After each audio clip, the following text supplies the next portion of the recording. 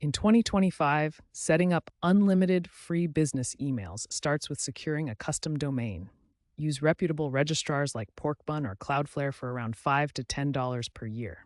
Avoid free domains due to reliability and suspension issues. Next, sign up for a free email service provider like Zoho Mail, which is free for up to 5 users, or ImproveMX, which allows up to 10,000 emails per month.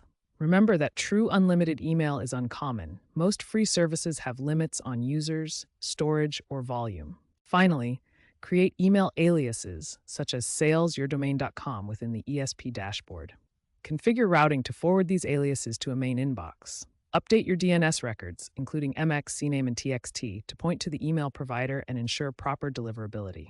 When setting up free business emails, consider domain registrars carefully.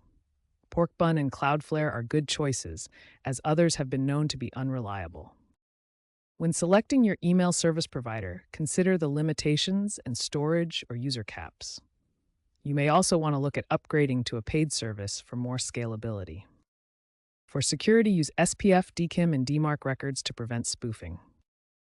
Looking ahead, AI is automating alias creation and routing.